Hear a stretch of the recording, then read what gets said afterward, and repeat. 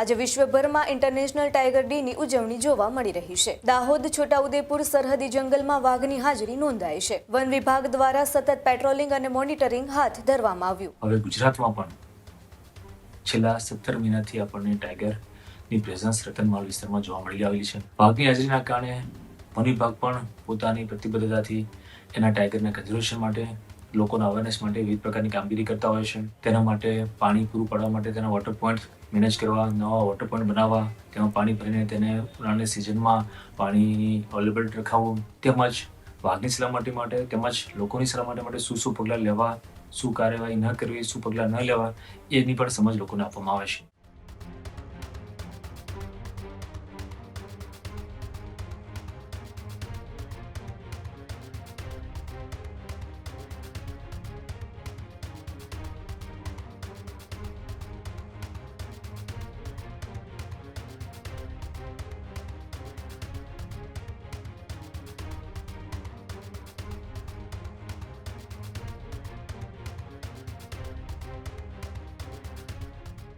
આજે વિશ્વમાં international tiger ડેની ઉજવણી કરવામાં આવી। છોટાઉદેપુર જિલ્લામાં વાઘની હાજરીથી વન વિભાગ સતર્ક જોવા મળ્યું। આજે વિશ્વભરમાં ઇન્ટરનેશનલ ટાઈગર ડેની ઉજવણી જોવા મળી રહી છે। છેલ્લા 7-8 મહિનાથી વાઘની અવરજવર છોટાઉદેપુરની અંદર જોવા મળી। દાહોદ છોટાઉદેપુર સરહદી જંગલમાં વાઘની હાજરી નોંધાઈ છે। વાઘના ટ્રેકિંગ માટે ટ્રેપ કેમેરા પણ ગોઠવવામાં આવ્યા। વન વિભાગ દ્વારા સતત પેટ્રોલિંગ અને મોનિટરિંગ હાથ ધરવામાં આવ્યું। વાઘના સંરક્ષણ સાથે માનવ સુરક્ષા પર પણ ભાર મૂકવામાં આવ્યો। સરહદી ગામોમાં વન વિભાગના જાગૃતિ કાર્યક્રમો પણ યોજવામાં આવ્યા। વાઘ દેખાય તો તાત્કાલિક વન વિભાગને જાણ કરવા માટે તંત્ર દ્વારા અપીલ કરવામાં આવી। તેમજ અફવાઓથી દૂર રહેવા માટે વન વિભાગની ખાસ અપીલ પણ કરવામાં આવી। રાત્રે જંગલ વિસ્તારમાં અવરજવર ટાળવા માટે પણ વન વિભાગ દ્વારા સૂચના આપવામાં આવી।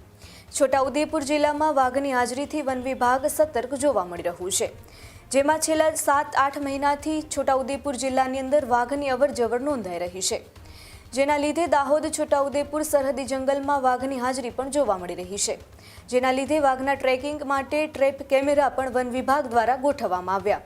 વન વિભાગ દ્વારા સતત પેટ્રોલિંગ અને મોનિટરિંગ પણ વાઘનું થઈ રહ્યું છે। વાઘના સંરક્ષણ સાથે માનવ સુરક્ષા પર પણ વન વિભાગ દ્વારા ભાર મૂકવામાં આવ્યો। તેમજ સરહદી ગામોમાં વન વિભાગના જાગૃતિ કાર્યક્રમો પણ યોજવામાં આવ્યા। વાઘ દેખાય તો તાત્કાલિક વન વિભાગને જાણ કરવા માટે પણ વન વિભાગ દ્વારા અપીલ કરવામાં આવી। તેમજ અફવાઓથી દૂર રહેવા માટે પણ વન વિભાગ દ્વારા ખાસ અપીલ કરવામાં આવી। રાત્રે જંગલ વિસ્તારમાં અવરજવર ટાળવા માટે પણ વન વિભાગ દ્વારા સૂચના આપવામાં આવી।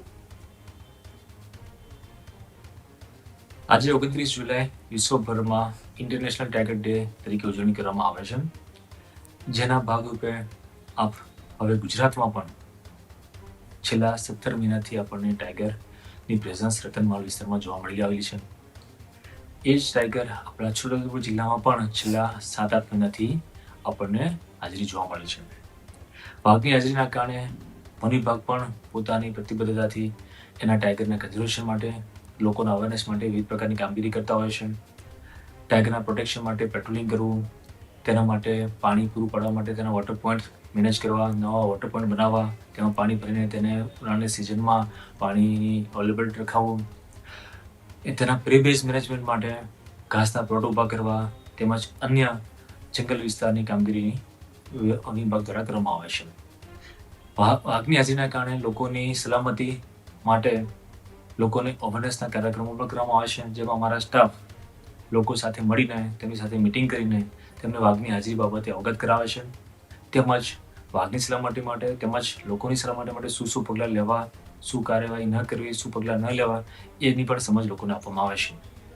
તો આજના ઇન્ટરનેશનલ ટાઈગર ડેના દિવસની તમામને શુભેચ્છા પાઠવું છું, તેમજ વાઘના સંરક્ષણ માટે આપણે સૌ બધા પ્રતિબદ્ધ રહીશું તેવી આશા રાખું છું। Thank you. ખેડૂત ભાઈઓ છે ખેતરમાં ડ્રોન ઉડાવતા હોય છે ત્યારે આપણે એક પ્રશ્ન સતાવતો હોય છે કે જે આપણે અત્યાર સુધી જીપીએસ ટેકનોલોજી વાળા ડ્રોન વાપર્યા છે, જેથી કરીને મોબાઈલ ટાવર છે અથવા તો હાઈ ટેન્શન લાઈન પસાર થતી હોય, કોઈ વૃક્ષો હોય, ત્યારે જે જીપીએસ ટેકનોલોજી વાળા ડ્રોન છે એમાં ટકરાય અને ટ્રેસ થાય છે। પણ એગ્રીઓન લાવ્યું છે જીએનએસએસ ટેકનોલોજી ડ્રોન, જેથી કરીને એ ડ્રોન છે એ કોઈ જગ્યાએ ટકરાય નહીં, પોતાની રીતે જ ડિસિઝન લે છે અને મૂવ થઈ જાય છે, જેથી કરીને જીએનએસએસ ટેકનોલોજી ડ્રોન છે એ વાપરવાનો આગ્રહ રાખો।